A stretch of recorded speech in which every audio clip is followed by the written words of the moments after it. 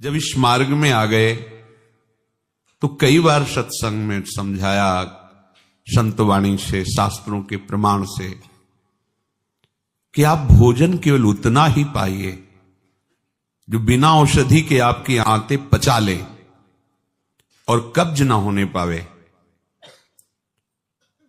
यदि आप रसेंद्री के स्वाद के वशीभूत होकर के प्रसाद खूब ग्रहण कर लिए, वातों की सामर्थ्य नहीं है, क्योंकि आप क्रियारत नहीं हैं। अब अभी आपको 8-10 घंटे बराबर क्रिया करनी हो तो पच जाएगा गरिष्ठ पदार्थ, पर आपको क्रिया तो करना नहीं ऐसी। रसेंद्री के स्वाद के वशीभूत होकर अधिक प्रसाद पालेंगे तो आपसे दिनचर्या नहीं होगी, उदास रहेगा मन। कब्ज होने पर भजन में रुचि नहीं रहती, कब्ज होने पर प्रमाद स्थिति रहती है। इसलिए साधक किसी औषधि से कब्ज निवारण का उपाय नहीं है, ये बहुत सावधानी की जरूरत है। ये बिल्कुल सहज सरल बात आपको बता रहे हैं। यदि कब्ज रहित होना है तो प्रातः काल उठ करके सबसे पहले भगवद स्मरण, गुरुदेव को प्रणाम, वृंदावन को प्रणाम, संतों का स्मरण, फिर पानी को गर्म कीजिए। आधा लीटर, पौन लीटर, 1 लीटर, 1.25 लीटर, जितनी तुम्हारी पीने की सामर्थ्य है। रुचि नहीं कह रहे, पी सकते हो। ऐसा गर्म नहीं, चाय जैसा, हल्का गर्म करके और वज्रासन में बैठ करके आराम आराम से पीजिए। 15 मिनट वज्रासन में बैठकर धीरे धीरे पीजिए। थोड़ा टहलिए उस पानी पीने के बाद, फिर सो जाइए। आप अगर 1-2 दिन की बात हो तो आप कि चलो हमें वहां लघुशंका जाना पड़ेगा, पानी नहीं पीते हैं, तो आप बीमार हो जाएंगे।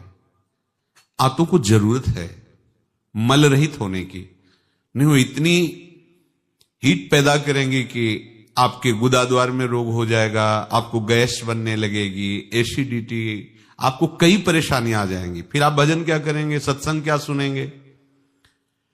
साधु की, उपासक की, साधक की एक दिनचर्या होती है। ऐसा नहीं होता कि मनमानी आचरण। आपकी दिनचर्या सही नहीं तो आपका भजन कहां से सही होगा। आपका जब पेट साफ रहेगा तो आप आराम से प्रसन्न मुद्रा में भजन कर सकते हैं। आपकी आंतों की सामर्थ्य समोसा, चटनी और ये मूंग का हलवा, ये विविध प्रकार के पदार्थ पचाने की नहीं है। ये उनकी है जो बहुत मेहनत करते हैं, किसान हैं, सेवा कार्यरत हैं। आपको तो बस मूंग की दाल या घिया की सब्जी और 2 रोटी प्राण पोषण के लिए चाहिए। प्रसाद पाने के बाद आपको लगे कि मैं अभी 2 रोटी पा सकता हूं, इतने में बंद कर दो, क्योंकि हमें पानी भी इसमें डालना है, वायु के लिए भी खाली रखना है, पूरा यहां से नहीं ठांस लेना है।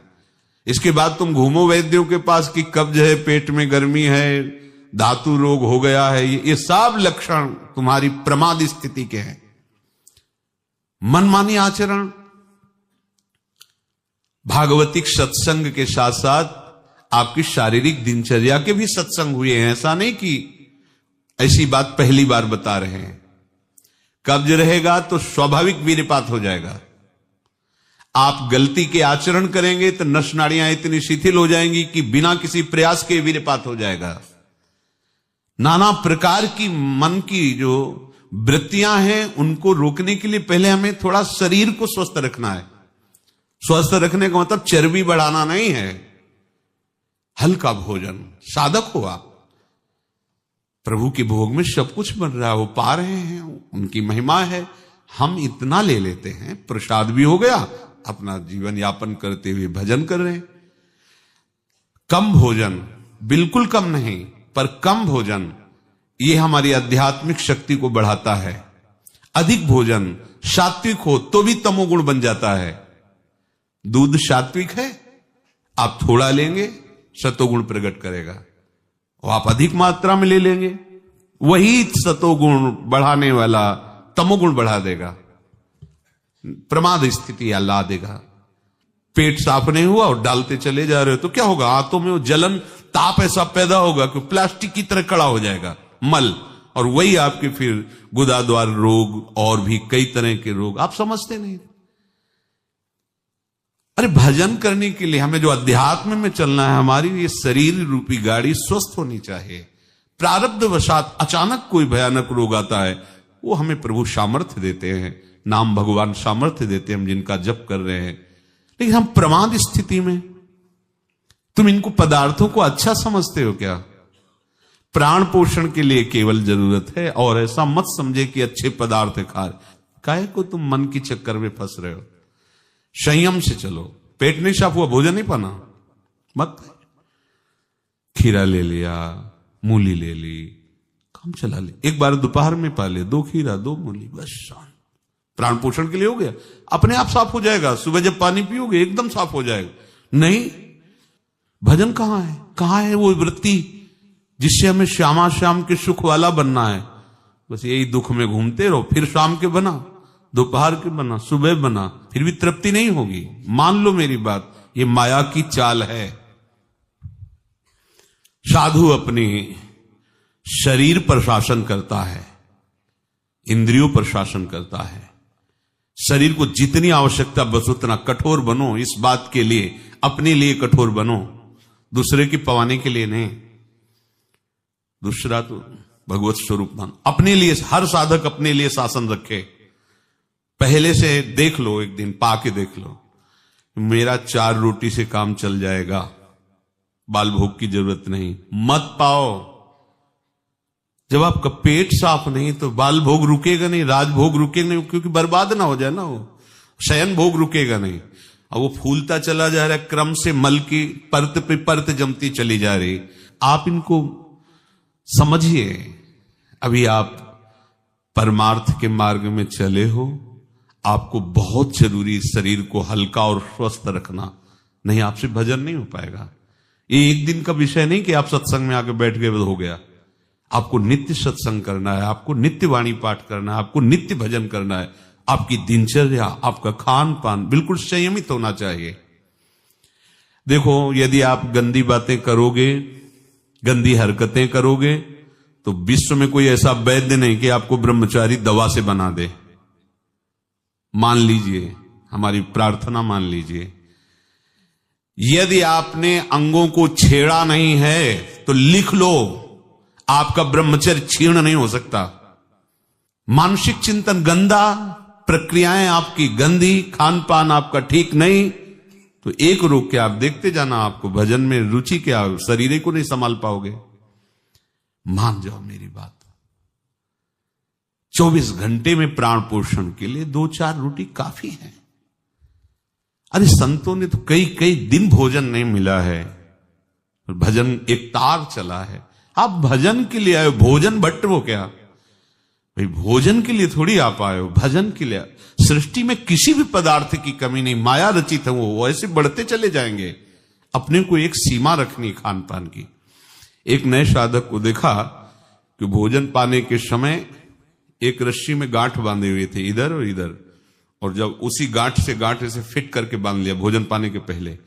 बस जहां पाए तो रस्सी टाइट, जहां रस्सी टाइट हुई तो बस छोड़ दिया, भोजन में ही छोड़ दिया ऐसे। फिर कोई कितना भी प्रयास करो नहीं पाते थे। ये बाहर है, आंतरिक जितेंद्रियता की बात नहीं। इसकी जरूरत नहीं रस्सी की पेट में बांधने की, पर अच्छा लगा। प्रारंभिक स्थिति में ठीक है कि हाँ जहां टाइट होगा तुम खोल, मतलब बंद कर देंगे, तो उसे पहले ही देख लो कि हमें इतना पाना। ये जहर है और ये जीवन है, दोनों बात समझो। अधिक पौष्टिक पदार्थ आपको ब्रह्मचर्य नहीं रहने देगा। अधिक पौष्टिक पदार्थ आपकी आंतें खराब हो जाएंगी, पच नहीं पाएगा, क्योंकि आपसे सेवा नहीं होती। अगर 8-10 घंटे पसीना वाली सेवा हो कि फावड़ा चल रहा है, आप हल जोत रहे हैं, बड़ी मेहनत कर रहे हैं, दौड़ भाग हो रही, चलता रहेगा, आप पाइए पच जाएगा। अब आपको सेवाएं हैं नहीं, आप मनमानी रसेंद्री की तृप्ति के लिए, ये शरीर तो पांच भौतिक ही है ना। उचित आहार कितनी बार समझाएं। जैसे भोजन आवश्यक है वैसे ही जल आवश्यक है, उतना वायु। ये पेट बना हुआ एक थैली है, तुम नहीं हो पेट, तुम नहीं हो रसेंद्री, तुम नहीं हो भोक्ता। काहे को मूर्खतावश ये जो शरीर रूपी गाड़ी मिली इसको नष्ट कर रहे हो और अपनी यात्रा को रोक रहे हो। इसका एक सिद्धांत है, एक हिस्सा अन्न, एक हिस्सा पानी और आधा हिस्सा वायु के लिए रहने दीजिए। ऐसे रखा जाता है, तभी आप देखना ऊर्जा शक्ति आपकी बढ़ेगी, भजन की वृत्ति बनेगी आपकी। अब यहां चारों हिस्सा में अन्न भरा हुआ है और ऊपर से पानी, रुचि नहीं है पीने की, क्योंकि वो अंदर ऐसा जहर बनता चला जा रहा है। जल जब जाता है तो लघुशंका के द्वारा बहुत से ऐसे पदार्थ है जो हमारे शरीर को हानि करने वाले, उनको निकालता है जल। मल की आंतों में जाकर मलाशय में वो मल को गीला करके निकालने की चेष्टा करता है। अब हम भजन को तो देख नहीं रहे हो, भोजन को देख रहे हैं। इस समय ये प्रार्थना मान लीजिए, आपका जीवन स्वस्थ होना चाहिए। अचानक कोई असाध्य रोग आता है तो भगवान सामर्थ्य देते हैं, पर आप खुद अपना नाश कर रहे हैं। अधिक भोजन करने वाला, स्थूल प्राण वाला, चंचल मन वाला कभी भजन में नहीं रुचि हो सकती। सूक्ष्म भोजन वाला, सूक्ष्म प्राण वाला, सूक्ष्म मन वाला भजन करता है। मान लीजिए आप लोग पता नहीं इतने भोजन के पीछे क्यों पड़े हैं। आपके पेट में कब्ज है, 2 दिन उपवास रहे, नहीं पाना है भाई, नहीं जगह है, पानी अपने आप साफ हो जाएगा। नहीं, भोजन तीनों टाइम डालना है। ऐसी कोई औषधि बनी है क्या कि आप कुपथ्य करते रहो, मनमानी आचरण करते रहो, आप ठीक हो जाओ? अगर बाई चांस किसी को ऐसा कब्ज है तो बताया है आपको, इस वर्षों सेवन की हुई औषधि, जब कभी ऐसा लगा तो छोटी हर 1 चम्मच और 1 चम्मच ईसबगोल की भूसी उसमें मिला लीजिए। शाम के 200 ग्राम 250 ग्राम गुनगुना दूध से ले लीजिए।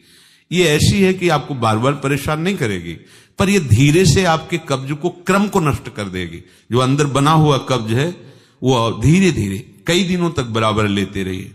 पकवान, गरिष्ठ पदार्थ ये उपासक के लिए वैसे ही अनुकूल नहीं, भले कब्ज ना होती तो भी अनुकूल नहीं। आप मूंग का हलवा पाएंगे, आप बादाम पिस्ता पड़े हुए पदार्थ पाएंगे, आप भजन करेंगे। कैसे, मतलब क्या केवल रसेंद्री की तृप्ति ही हमारा उद्देश्य है क्या? कैसे तुम्हें ये बात अच्छी लगती है कि हमें पदार्थ भरपेट पाने? अरे हमें भरपेट भजन करना है। अब वो तो देखने को नहीं मिलती वो बात जो पुराने साधकों में एक जलन होती है, एक ताप होता है भगवत प्राप्ति के लिए। हर समय भजन के लिए व्याकुल रहता है, उपाय करता रहता है, नई नई युक्तियां सोचता है भजन के लिए। और हम नई नई युक्तियां सोचते हैं भोजन के लिए। आज ये कब तक खाते रहोगे? शरीर को कब तक पोषित करते रहोगे? मरेगा, नष्ट होगा। जिस काम के लिए है वो काम बना लो। ये तुम्हारा शरीर नहीं है, तुम शरीर नहीं हो, ये नष्ट होगा, मान लीजिए। आप यदि गलत क्रिया नहीं कर रहे हैं और आपका पेट साफ है तो विश्वास मानो, ये ब्रह्मचर्य वो चीज नहीं कि स्वाभाविक नष्ट होती जाए। जिनको ये है कि होती है, तो यदि 8 दिन में आपने नष्ट किया है और अब आप रोकना चाहते हैं तो वर्षों आप नहीं रोक सकते। वो 8 दिन 10 दिन के अंतर्गत नष्ट होगा, स्वाभाविक नष्ट होगा। अगर आप छेड़ेंगे नहीं तो धीरे धीरे अंतराय बनता चला जाएगा, एक दिन आप ब्रह्मचारी हो जाएंगे। अगर आप कोई ऐसी गलत क्रिया करते हैं, गलत आहार करते हैं, तो ही ऐसा है। नहीं, ये कोई ऐसी नहीं कि स्वाभाविक प्रवाहित होता रहे, ऐसा नहीं। ये आपकी गलती का परिणाम है। आपने बहुत ही गलत कार्य किए, अपने ऊपर गलत किया, इसीलिए आपकी ये दुर्दशा है कि आपकी धातु जाते।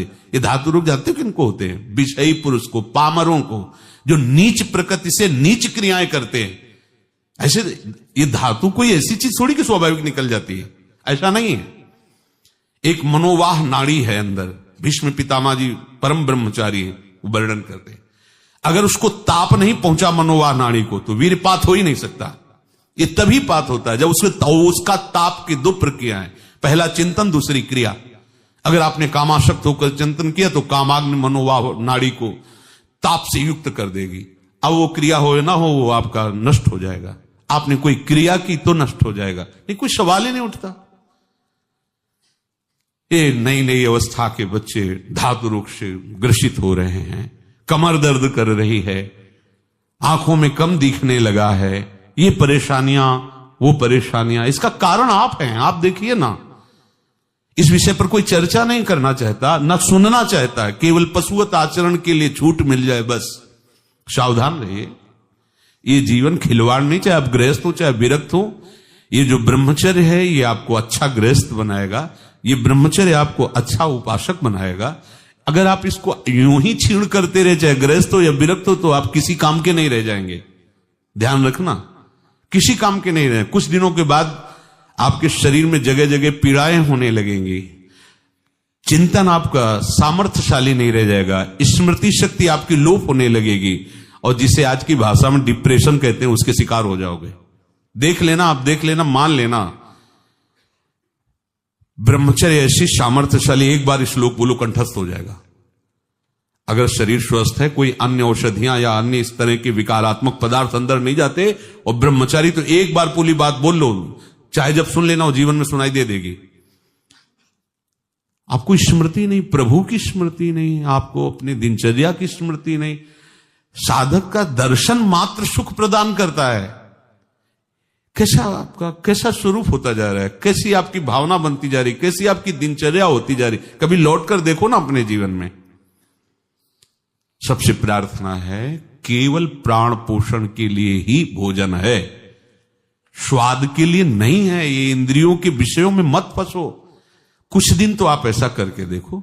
अब ऐसा भी नहीं कि हट करके आप शरीर को नष्ट करने वाला चेष्टा शुरू कर दो, वही आधी रोटी पाएंगे या ऐसा नहीं, तो कई दिन चलेगा। युक्ताहार विहार से उचित भोजन करो। कई बार कहा है, शरीर को यदि कमजोरी महसूस हो रही तो दूध ले लिया, नहीं महसूस हो रही तो हाथ जोड़ दिया। नहीं, आवश्यकता नहीं, जब होगी तो ले लेंगे, घर ही तो है ना। आवश्यकता है फल ले लीजिए, नहीं आवश्यकता है नहीं डालेंगे शरीर में। फल क्यों डालें, जरूरत नहीं तो हम क्यों डालें। जितनी आवश्यकता उतना भोजन पाया, नहीं तो राधे श्याम और पाइए आप। हमारा एक बार से काम चल जाता, भोजन से नहीं पाना 3 बार, बाल भोग राज भोग, सब क्यों आप इस पे परेशान हो रहे। ऐसी ये दिनचर्या आप लोगों की कोई भी हो ठीक नहीं है। आप भगवदाकार वृत्ति नहीं कर पाएंगे। वृत्तियां तो वही, चाहे शरीर में लगा लो चाहे प्रभु में लगा लो। तो यहां प्रभु कह रहे योन्ता सुखोन्तरा रामस, जो केवल अपने आराध्य देव के सुख में सुखी रहता है, आराध्य देव के सुख वाला है। और यहां विषयों के सुख वाला हम बनना चाहते हैं और चलते हैं परमार्थ के मार्ग पर। सावधान रहिए, बाह्य विषय दुख योनया हैं। आप देख लीजिए, भगवान के वचन हैं, इनसे दुख ही प्रकट होगा। उचित आहार, बहुत संयम चाहिए साधु को, बहुत संयम चाहिए। चाहे साधु का मतलब हम केवल भेष नहीं ले रहे, साधुता के मार्ग से ले रहे हैं, भगवत प्राप्ति के मार्ग से ले रहे हैं। ये आहार विष भी है और अमृत भी है, दोनों बातें जान लीजिए। क्षुधा रूपी व्याधि की केवल चिकित्सा भोजन से करनी है। ये विलासिता बंद करो अपनी जबान की। बनने को सृष्टि में सब कुछ है, सब कुछ के भोक्ता हो क्या तुम? ऐसे श्री जी की रसोई में सब कुछ बन रहा है, तुम सबके भोक्ता हो क्या? प्रसाद में वो देखा, जो हमारी आते पचा सकती, थोड़ा डालो, रात दिन भजन में रहो। जो अधिक भोजन करने वाला है वो मानसिक निरंतर नाम जप नहीं कर सकता, पक्का नहीं कर सकता। बातें बनाने से नहीं होती, जब मार्ग में चला जाता है तब पता चलता है। अगर आप अभी सावधान नहीं हुए तो आगे चलकर आपका शरीर और गिरेगा अवस्थागत, और भी रोग आ सकते हैं। फिर आप क्या करेंगे? मन प्रभु में नहीं लगा है तो फिर आप क्या करेंगे? गया ना जीवन। हमें वर्तमान में अपनी साधना का फल देखना है। आगे भगवत प्राप्ति होगी, प्रेम में डूबेंगे, वो प्रभु जाने। हमें वर्तमान में ये फल देखना है कि मेरा हर समय भजन होता है कि नहीं होता। जो उपासक केवल भगवत सुख में मगन रहता है, हमारा सबसे बड़ा साधन का फल है स्मृति। निरंतर हमारा चिंतन, चेष्टाएं, मनन, कथन, श्रवण मेरे प्रभु का ही होता है कि नहीं। प्रमाद स्थिति वाला कर सकता है।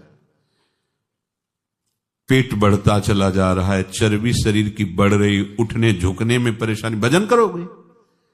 ये ऐसा क्यों हो रहा है? बिना आहार के हो रहा है क्या? अभी चलो आप ठीक से, अभी सूख जाओगे, अपने आप सही हो जाओगे, तुमको कोई दवा खाने की जरूरत नहीं है। आपका तप बढ़ेगा, आपकी पवित्रता बढ़ेगी, आपका तेज बढ़ेगा, आपका भजन बढ़ेगा। अल्पाहार करो, शांत प्रसन्न रहोगे। देखो ना, जब पेट साफ हो और शरीर स्वस्थ हो, शांत एकदम, मन बुद्धि एकदम सतोगुण में स्थित है, आनंद आ रहा है, 2 रोटी दोपहर के ले ली, 2 रोटी शाम के ले ली, खूब भजन करो।